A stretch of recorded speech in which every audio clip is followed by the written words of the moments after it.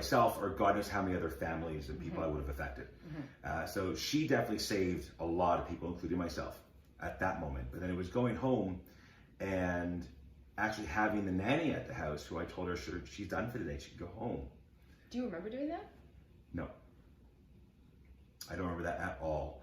I don't even remember giving our son a bath. And you don't remember putting him to bed? I don't remember putting him to bed. So I woke up, I remember being at the bar, I remember a friend of mine driving me home. I remember pretty much fade here and there, but really waking up with my wife staring down at me as I was passed out on the kitchen floor.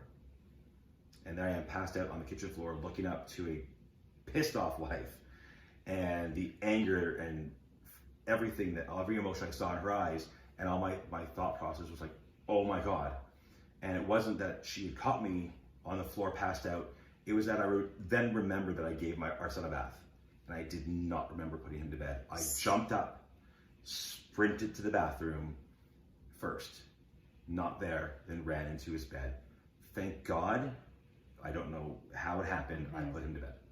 So that was the moment I'm talking about. Yeah. What is it like to be so wasted that you don't remember putting your child to bed? It's scary. Yeah. And that was the whole moment of, okay, oh my God. You know, and it was funny, not really funny, but 5 days later, the three of us went on a family vacation together because that's what we had planned. And well, life goes on. Life goes on, and we weren't going to ruin that for our son or this or that. So we went, and that was a harder one. I really had to come to grasp with it first, really quickly, that I'm now going to an all-inclusive resort with alcohol everywhere. Everywhere there's alcohol, right? And I had to be really, because I went all in, so I'm bigger to go home, right? So it's a guy looked at me that we befriended at the resort and family, and he looked at me and went, I'm going to the bar. Do you want me to get you a drink? I'm like, no, I'm good. He goes, do you not drink? I'm like, I used to drink all of it. And that's been pretty much my line ever since. I used to drink all of it. I used to drink all of it. Right? I don't drink, I just drank all of it. And he said, are you okay if I drink? And I said, are you okay if I don't? And that was that big switch of, I've got to start doing this now. And it wasn't court ordered, it wasn't medically ordered, there was nothing it was me. And I didn't go to a program for another 3 months. So I had to go to a once a week thing to see if I could get into this program.